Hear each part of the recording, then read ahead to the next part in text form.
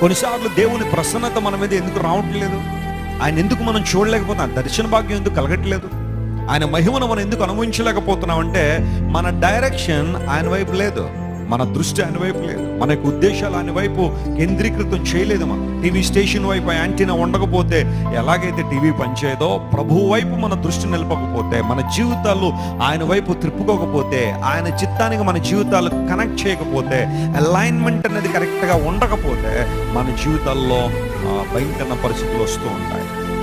తిన్నదనపడే వీధిలోకి వచ్చాడు, దేవుని సభలో ప్రార్థన చేస్తున్నాడు, ప్రభు ఆ ప్రార్థన గుర్తించాడు, ఇదిగో అతడు ప్రార్థన చేయించున్నాడు.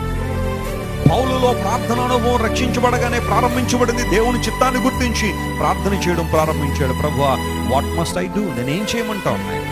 దేవుని సభలో అడగడం మొదలు పెట్టాడు. ప్రభువా, నేను ఎటు వెళ్ళాలి, ఏం చేయాలి, నీ కొరకు ఎలా వాడబడాలి? ఈరోజు మన జీవితంలో